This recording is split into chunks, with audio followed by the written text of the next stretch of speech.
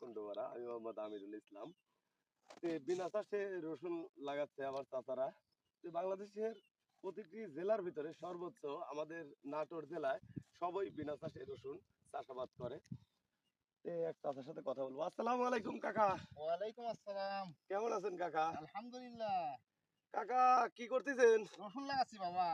রসুন কয় ইঞ্চি ভাগ ভাগ করে রসুন লাগাচ্ছেন এই কাকা? 4 ইঞ্চি, চতুর্দিকে 4 ইঞ্চি পর লাগাইন লাগে। চতুর্দিকে 4 ইঞ্চি। হ্যাঁ। এই রসুন লাগাচ্ছেন উঠবি কবে কাকা?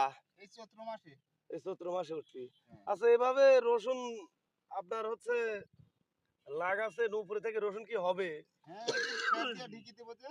ও, খের দিয়ে ঢেকা থাকবে। জি।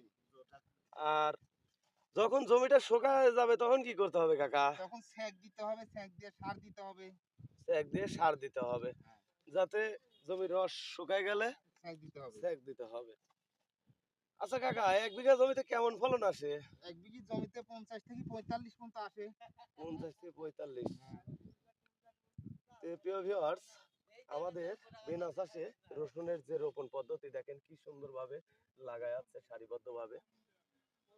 আচ্ছা কাকা, মূলত কি রকম সার ওষুধ ব্যবহার করেন?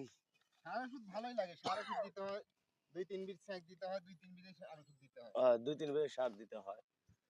প্রিয় ভিউয়ার্স, আমাদের কাছ থেকে যদি আপনারা অরিজিনাল ইটালি পাকনাই, তারপরে হচ্ছে আপনার ঢাকা রসুনের বীজ সংরক্ষণ করতে চান, যেটা হাজারি নামে পরিচিত, সেটা যদি নিতে চান আমাদের সাথে যোগাযোগ করতে পারেন। আমরা নিয়মিত বাংলাদেশের প্রতিটি জেলায় 300 টাকা কেজি হিসেবে বীজ বিক্রি করে থাকি। ভালো থাকবেন, সুস্থ থাকবেন। আসসালামু আলাইকুম।